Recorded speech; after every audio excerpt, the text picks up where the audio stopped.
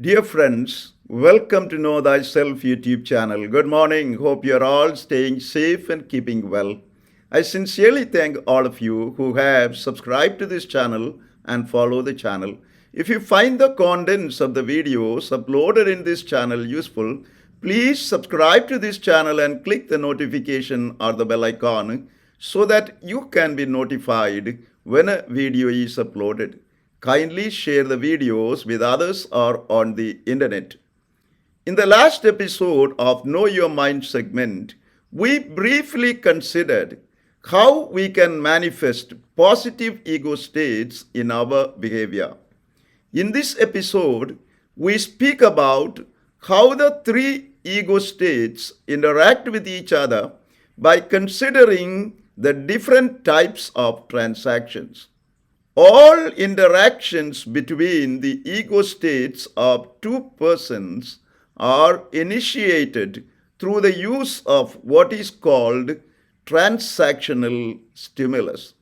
Transactional stimulus is any indication, whether it is gesture, speech, or other nonverbal signal that acknowledges the presence of another person. When two individuals encounter each other and the receiver reacts in a corresponding manner to the transactional stimulus of the giver, that individual has performed a transactional response. The success of person-to-person communication lies in identifying the ego states in the speaker that initiated the transactional stimulus and the ego state in the receiver that provided the transactional response, and letting transactions occurring between the ego states that are in similar wavelengths. Hence, depending on the ego states the communicating individuals choose to adopt, a transaction could thrive, leading to a closer relationship, or wither away to nothing, causing a deep division and breakdown of the relationship.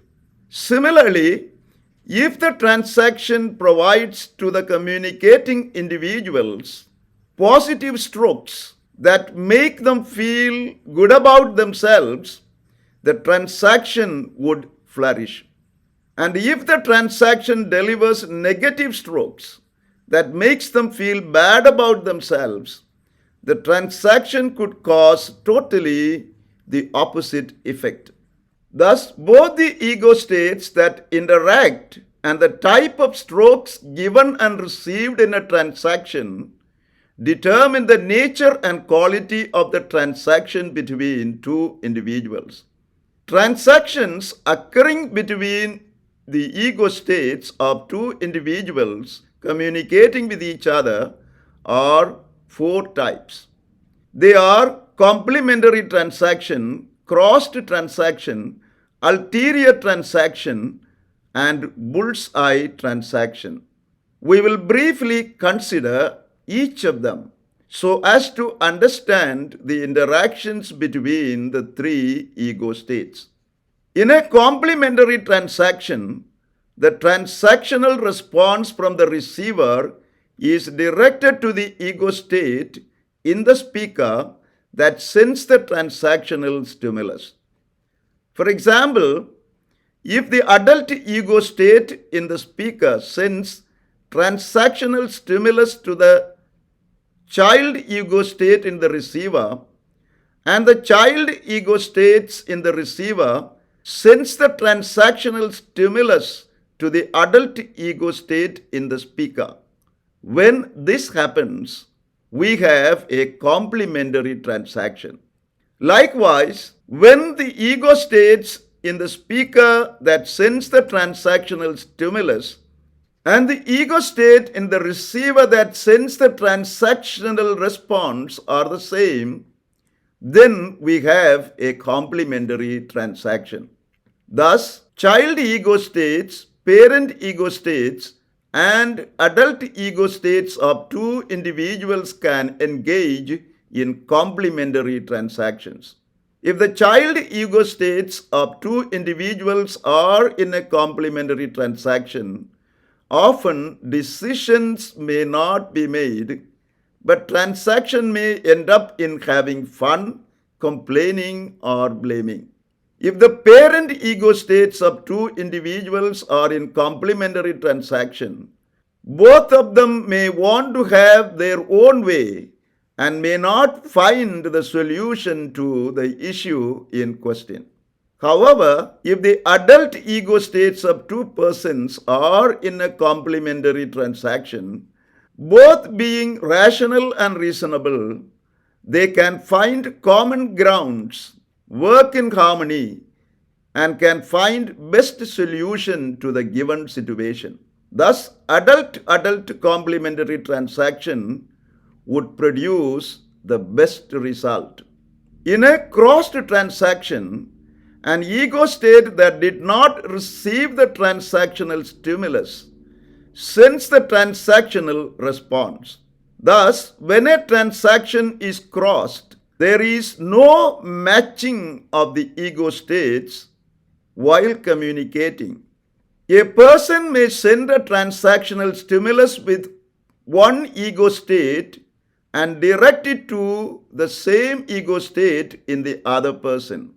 However, the other person does not receive it with the same ego state, but sends the transactional response with a totally different ego state.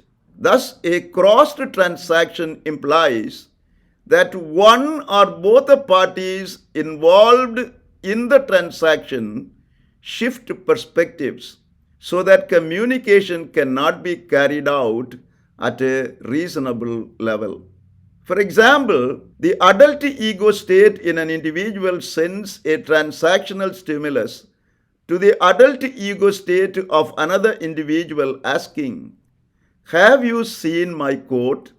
But the child ego state in the second individual may send the transactional response to the parent ego state of the first individual by replying, "You always blame me for everything." Crossed transactions can cause people to break relationships, and they do not contribute to finding good solutions to the given problem. Hence, you must watch out to avoid crossed transactions. In ulterior transaction, the speaker has some ulterior motives or hidden agendas while communicating with the other person. Hence, in an ulterior transaction, a person's behavior or statement say one thing while secretly meaning something else. The underlying subtle message sent from one ego state by the speaker could be interpreted as coming from another ego state by the receiver. For example, a boss through his adult ego state may say to the subordinate, "I have confidence that you can do the project, though it will need a lot of due diligence and checking to get it done." The person to whom the boss has addressed this message may interpret it as coming from the boss's controlling parent ego state and perceive this as a challenge. And their rebellious child ego state may become active, saying, "I'll show him that I can do it without all the checking and diligence he spoke about. Just wait and see."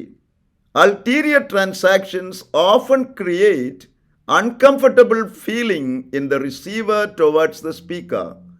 In this example, the subordinate towards the boss, which can over time create problems in relationship and communication.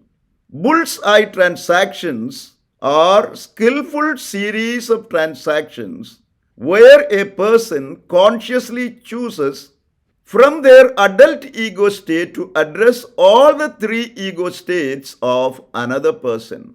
It is usually done first addressing the child ego state, then the parent ego state, and finally the adult ego state of the other person. Thus, in a bull's eye transaction, the speaker first addresses the emotions held in the child ego state of the receiver, whether it is frustration, anger, sadness, and the like, which makes the receiver feel heard, listened to, and understood. Then the speaker addresses a belief that might be typically held in the parent ego state of the receiver, which helps the receiver to get an insight into their problem situation. Finally, the speaker addresses the adult ego state of the receiver, inviting them to begin thinking about finding solution to the problem they are facing. Counselors may use bull's eye transactions to help their clients to cope with their problems and find right solutions. Depending on what ego state you choose to adopt while interacting, what type of transaction you pick to interact with, and whether you are giving positive strokes or negative strokes through your interaction would determine the quality of your communication with another individual. Generally, complementary transactions between two adult ego states of the speaker and the receiver, when accompanied by positive strokes, can bring about best results, orient your interaction towards problem solving, and make your communication with another individual more effective and fruit bearing. In the next episode, we will consider some practical benefits of Eric Berne's notion of the ego states. Thank you for watching this video. Stay blessed until we see you again with another video.